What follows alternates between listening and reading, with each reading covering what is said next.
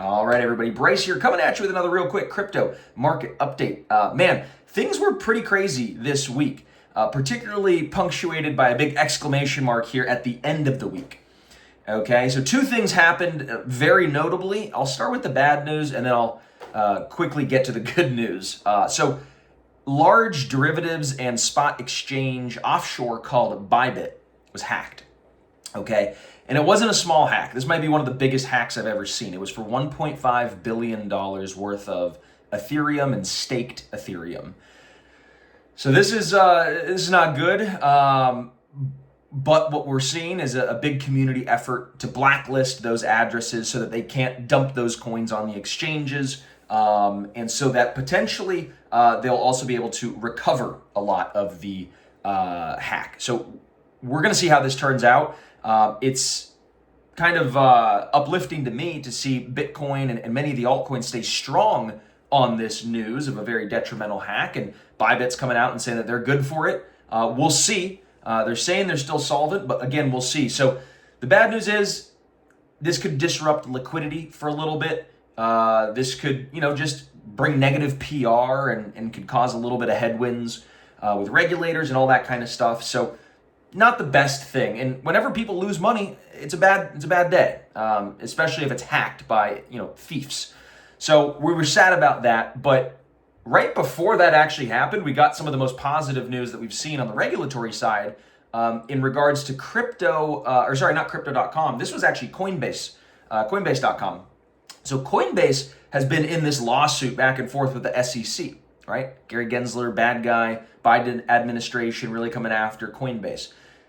Just today, the SEC and Coinbase put out like a joint letter saying that they are agreeing in principle to close the case, to kind of get it behind us, done. Not settle and admit guilt or anything like that, but just like close it and say like we're no longer going to continue this case, which is pretty incredible.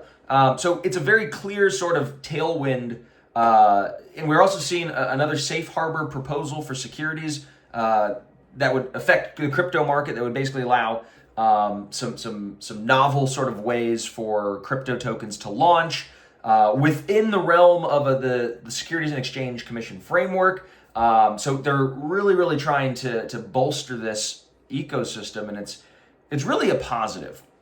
And so despite the hack on the offshore exchange, the onshore exchange is doing great. Coinbase, right? And Kraken is also doing great, and there's many incredible market movements in the altcoin space. Many coins are bouncing off of their 200-day moving average, which just means that there's buyers down here, okay? When there's these strong corrections that kind of come back to the 200-day moving average, and you see buying, it just to me tells the story of a lot of long-term value investors that are saying, okay, prices have come down low enough for me to readjust my cost basis, get into the market. This is probably a really good, attractive time to be buying.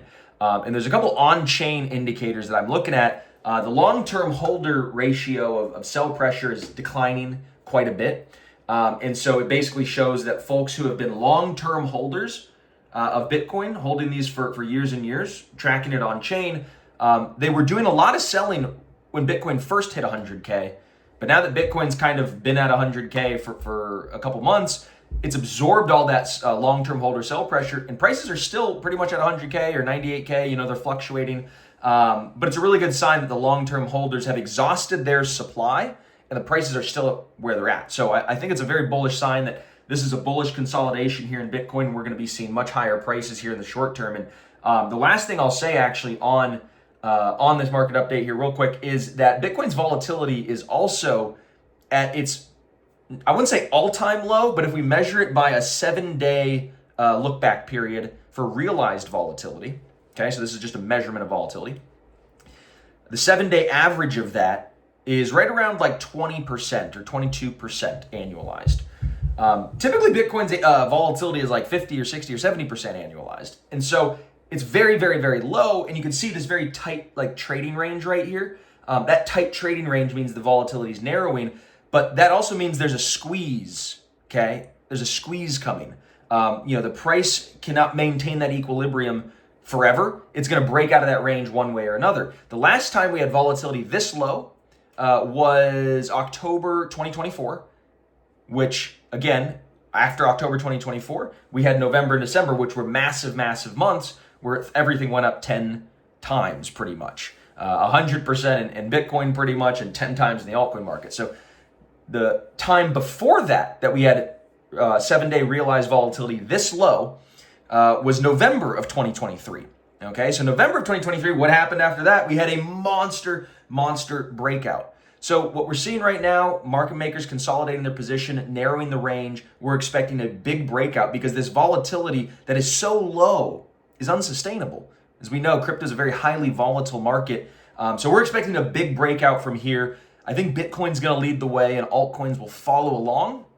Although the altcoins with fundamentals, right? The cash flows, the DeFi coins, the decentralized artificial intelligence and the DePIN coins, things that have real substantive value, that have a real team and a real path forward. Those are the coins that I'm looking at and doing my diligence on and buying on this dip. And we also already see, key market indexes up, 25% off the lows. I'm looking at the others index, which is the top, it's all of the cryptocurrencies in the market outside of the top 10 by market cap. So it kind of is like the small cap index, if you will, and that's up 25% off the lows. And we're seeing many mid caps and large caps up, much more. So I think it's going to be a Bitcoin-led rally once we take out that all-time high of 108K.